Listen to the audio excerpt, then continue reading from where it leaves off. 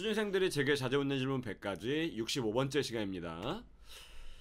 오늘 한번 질문 읽어볼게요. 면접 후반부에 질문 없나요? 라는 질문에 어떤 질문을 던져야 좋은 점수를 받을 수 있을까요? 라는 질문이에요.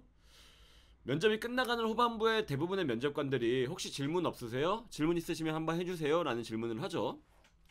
이때 정말 상당수의 이제 신입분들께서 학창시절부터 질문을 하지 않는 환경에서 성장을 해온 나머지 질문을 안 하시는 경우가 있습니다. 예를 들어 어떤 유형의 친구들이 많냐면요, 제가 따로 질문은 없고요, 오늘 정말 제가 면접을 볼 기회를 주신 이 기업과 면접관 분들에게 감사하다는 말씀을 전달드리고 싶습니다, 이런 식으로 이야기하시는 분들이 있거든요. 좋은 전략이에요. 뭐 나쁜 말이 아니니까요. 근데 개인적인 의견입니다만 면접관의 입장에서 질문 있으시면 한번 해보세요 라는 질문은 지원자의 어떤 열정을 측정하는 질문 중에 하나거든요. 그러니까 질문이 없다는 답변은 좀 준비를 안 해온 느낌을 많이 줍니다. 그러니까 질문이 없다면 결국 자신이 선택한 직무나 산업 또는 회사에 관심이 없다는 말처럼 들린다는 거예요. 설사 면접관이 이렇게 생각하지 않을지라도 여러분들 실용적인 관점에서, 그러니까 다음 면접에 합격률을 올리기 위해서라도 저는 질문을 준비를 해 가실 것을 좀 추천드리거든요.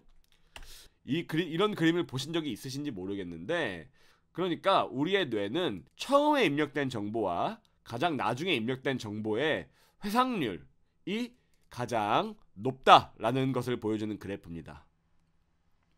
학창시절에 뭐 에빙하우스의 만각 곡선 이런 걸 들어보신 적이 있으신 분들도 계실지 모르겠는데, 뭐 같은 맥락이에요. 이게 심리학자들은 이 처음에 입력된 정보의 회상률이 높은 거를 초두 효과라고 부르고요, 가장 나중에 입력된 정보에 기억할 수 있는 확률이 높은 거를 최근 효과라고 부릅니다. 행동과학자들은 이제 이 둘을 합쳐가지고 뭐 계열 위치 효과라는 식으로도 부르거든요. 어쨌든 이런 학술적인 이야기를 제가 굳이 하지 않더라도 여러분들, 우리가 직관적으로 머릿속에서 가장 첫인상이 가장 오래 남는다라는 말이 있잖아요. 그리고 학창시절에 시험 문제에서 하나라도 더 맞기 위해서 교과서를 한 번이라도 들춰보는 이유가 뭘까요? 최근 효과를 활용해가지고 하나라도 더 기억해내기 위해서잖아요. 그래서 여러분들께서 이런 맥락에서 면접에서 자기소개와 그 다음에 질문이 없냐는 질문에 답변하는 것, 이 두 가지 내용이 면접관의 머릿속에 여러분들을 각인시키는데 굉장히 중요할 수 있다는 거예요. 그래서 만약 여러분들이 질문이 없냐는 면접관의 질문에 영향력 있는 질문을 던질 수만 있다면 면접관의 뇌리에 여러분들의 이미지를 오랫동안 각인시킬 수 있다라는 게 포인트입니다. 그래서 뭐 결론적으로 제가 여러 가지 이야기를 했지만 질문을 꼭 준비하시라는 거예요. 그럼 어떤 질문을 준비를 하는 게 좋을까요?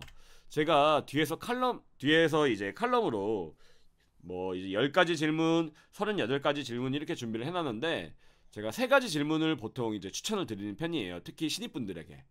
첫 번째 질문은 해당 포지션에서, 제가 지원하는 포지션에서 성공적으로 업무를 수행하기 위해서 갖추어야 할 자질이 뭘까요? 라는 질문이고요. 두 번째는 만약 제가 업무를 하게 된다면 제가 마주하게 될 가장 도전적인 과제는 뭘까요? 라는 질문이고요. 마지막 세 번째는 이 직무에서 3개월, 6개월, 1년 이내에 달성해야 할 가장 중요한 목표는 무엇일까요? 라는 질문이에요. 이 질문들의 포인트는 뭐냐면요, 여러분들이 면접관에게 내가 지원하는 직무에 대한 열정을 보여주는 거예요. 근데 이런 질문들이 좀 좋은 이유는 뭐냐면요, 이러한 질문을 던짐으로써 여러분들이 설사 이 기업의 면접에서 탈락한다고 할지라도 여러분들이 몰랐던 정보를 취득함으로써 다음 기업의 면접에 좀 대비를 할 수 있다는 거예요.